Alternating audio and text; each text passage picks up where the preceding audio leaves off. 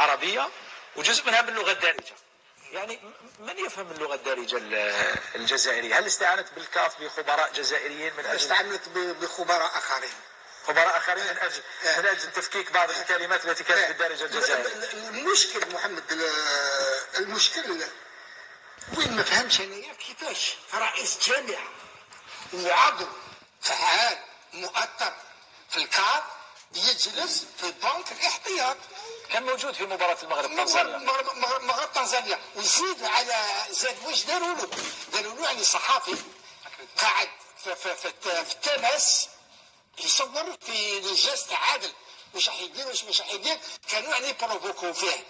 انا نبقى نتسائل انايا، وهذا عادل لما تكلم على الحاكم طم ابونجيل محمد يعرفوا مليح، عادل خدم في جنوب افريقيا، يعرف اللي طم ابونجيل هذا الحاكم من الجنوب الافريقي. يعني للاسف جنوب افريقيا عندها زعامه. نعم محمد عندها زعامه، عندها نيلسون مانديلا، عندها الحاكم الجنوب الافريقي اللي في المستوى العالي، ولكن هذا الحاكم هذايا يخدم للسيد فوزي القجاع، يخدم له ليه، هو اللي يدير المقابله تاع تنزانيا المغرب في دار السلام. نعم. كيف تتوقع امين ان تتعامل الكاف مع قضيه مبيمبا الركراكي؟ حسب ما شاهدناه مؤخرا ستغلق القضيه وكانها لم تكن ابدا. كيف يعني بهذه البساطه تغلق القضيه؟ بهذه البساطه نعم. الشكوى اين تذهب؟ او ستكون هناك عقوبات سطحيه طبيعيه عاديه جدا ربما. يمكنك ان تغلق الشكوى فيه واحد مشتكي وواحد مشتكى عليه، وفيه تصريحات خطيره وفيه بيان خطير. يعني نريد ان نعرف من هو الكاذب ومن هو الصادق. وانا قلت واعيد واكرر، نحن لا نعلم نحن لا نعلم من الكاذب ومن الصادق. نحن نطالب فقط بانصاف الشخص المظلوم، والشخص الظالم توقع عليه عقوبة، لكن لا ندري من. لا يمكن أن تغلق هذه القضية. لازم إذا كان مبيمبا يفتري على الركراكي يجب معاقبة مبيمبا. يجب معاقبة مبيمبا. آمين. كيف تفتري على مدرب ونحن نعرف بأنه الركراكي مدرب خلوق؟ يعني إذا أدلى وسقط هذه السقطة الكبيرة وأدلى بهذه التصريحات أو بهذه العبارات يجب أن يعاقب. وإذا أدلة كما قال عنده فيديوهات وعنده أدلة ما يقدروش يعاقبوه، يقدروا يروحوا بطريقة أخرى، طريقة ودية، يقدروا يفضوا النزاع بطريقة ودية. أنا هذا واش نتوقع، راح يفضوا النزاع بطريقة ودية بدون توجيه عقوبات لا على الجانب المغربي ولا على الجانب الكونغولي. هذه إذا كان مبيمبا هو المحق. إذا كان العكس، لقاو باللي مبيمبا يكذب، فمبيمبا هنا راح يضربوه ضرب مبرح وخشين ويكسروا له ظهره. هل أصبحت الكاف جمعية أشرار الآن؟ ولا الكاف وقتها كانت جمعية أئمة وقيل محمد كي يلحق وقيل الأذان يأذنوا يديروا جماعة داخل دهاليز الكاف ويصلوا جماعة محمد ويقراوا القرآن ويراجعوا الأحاديث. الكاف والله ما كانوا بهذا القبح يا أمين محمد، والله غير من البكري. لا أوكي يعني معك لحقوا السومي بهذا القبح، لحقوا بهذا السوء، اسمع بهذه الوقاحة. عمرها ما كانت. الآن اسمع، الآن ربما الكاف لحقت الأوج العطاء تاعها في الشر في الفساد. بصح محمد من البكري الكاف عندها سمعة سيئة جدا، سواء في ترتيب المباريات للمنتخبات التي تكون قوية داخل دهاليز الكاف، أو الاستعانة بالحكام من طرف هذه المنتخبات وهذه البلدان القوية بالحكام الذين تريدهم، وتغيير قرارات في الكثير من الأحيان. لذلك قلت لك ما ماهيش حاجة جديدة على الكاف. والآن المشكل أنه أصبحت علانية. بكري كانوا يحشموا شوية الكاف، يديروا الفساد بصح يحشموا شوية في الليل في الظلمة. شوف الاتحاديات الإفريقية لكرة القدم تنتظر، لأن أقول لك علاش. الاتحادية أيضا فاسدة. تصفيات كأس العالم المروك تستقبل الادفيرسير تاع المروك، يستقبل المروك داخل المروك. هذا هبال.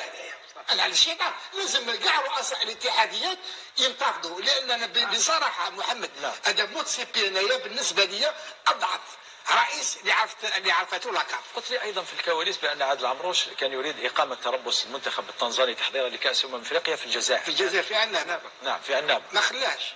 من؟ رئيس الجامعه. ما دخل لقجاع في راح ما حبش الجزائر.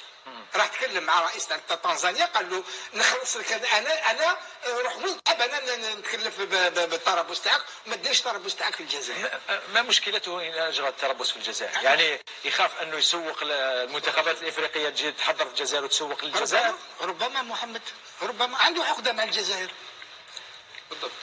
في نفس السياق لما نشاهدوا الجزائر مؤخرا وخاصه مدينه عنابه احتضنت عده لقاءات لانديه مثلا ليبيه. بدات الجزائر من هذا الباب خاصه مع احتضان الشان او حتى كان اقل من 17 سنه. انا نظن ان الجزائر بطبيعتها خذت مكانتها، وهذا الشيء اقلق فوزي القجع، لان من غير المعقول انك تحرم منتخب باجراء تربص في اي بلد يحب. وتم توجيه تربص فيما بعد الى مصر. انا نظن ان احسن اجابه ممكن لما تكلمت اخي محمد حول الى اي مدى يمكن الكاف لما تغير في كل الحكام كان تقريبا 26 حكم اذا مانيش غلط، يتم تعيين حكم للقاءين للجزائر في الفار، يعني خاصة الحكام في افريقيا في الكاف والحكم غابوني، ما حبيتش ندخل في امور اخرى. وفي نفس الوقت ندخل عادي. لا لما نتكلموا على الغابون، نتكلموا على المغرب، نتكلموا على العلاقات التاريخيه، نتكلموا على عده امور، والحكم الفار كانه ما كانش خايف. انا لاحظت انه كان يتخذ قرارات يعني من غير المعقول انك ما تناديش الحكم الرئيسي من اجل العوده على الاقل كما قلت فيما سبق رؤيه الفرصه. انا نظن ان هذه الامور مكشوفه، ونخاف تكلمت من قبل على مؤامره، نخاف ان المؤامره تكبر ومرينا الى ابعد نقطه في هذه الدوره. ممكن الامور تكون افضح، وهذا اللي الامر اللي نخاف. نفس الراي تقريبا، ولكن انا اتساءل ما هو ذنب اللاعب الكونغولي في القضيه؟ حتى يعني مصافحه المدرب وصافحه، ما هو ذنب اللاعب؟ لحد الان لم افهم من ذنب اللاعب، ما دار حتى ذنب اللاعب. كاين انتقاد محمد، عادل عمروش انتقد الكاف ياك، رومان سايس قائد الفريق انتقد الكاف، انتقد الكاف توقيت المباراه. واش التوقيت اللي داروه لنا هذو ما يعرفوش كره القدم، وهذه من حقه هو، من حقه يشوفوا ولا يعاقبوه. لا ما فيش عقوبه. شوف كنا محمد كانوا كاينين ديزانديس كما نقولوا، كانوا كاينين مؤشرات على أنه المنتخب الوطني الجزائري سيعاني بعض الشيء في كأس أفريقيا قبل الدورة. وإن كنت تتذكر في حفل جوائز الكاف، جوائز الأحسن، كنا تحدثنا عن هذا الأمر بعد استبعاد رياض محرز من الترشيحات، استبعاد اتحاد العاصمة من الترشيحات رغم أنه كان الأحق بالجائزة بعد الفوز بلقب كأس الكاف والسوبر الإفريقي، واستبعاد فارس الشايبي أيضا من قائمة عبد الحق بن شفا. كانوا داروا في الترشيحات لكنه لم يسافر. لم توجه له الدعوه ولا دعوه؟ لا نعم قال لم توجه لي الدعوه، صحيح كانوا حطوه في الترشيحات صح ما وجهولوش الدعوه. يعني كانت الامور واضحه محمد، انه وقلناها انا قلتها راني شافي في الاستوديو، يجب على وليد صادي والاتحاديه الجزائريه أن يأخذوا باعتبارهم ويأخذوا حذرهم من المؤامرات التي قد تحاك ضد المنتخب الوطني الجزائري، لأنه الآن تعرف أن السياسة تدخل كثيرا في الرياضة وخصوصا في كرة القدم، لذلك من الواجب أن نأخذ حذرنا وأن نستعين بأي وسيلة ممكنة من أجل حماية المنتخب الوطني الجزائري في هذه الدورة. نعم مشاهدي الأفاضل، البرنامج متواصل.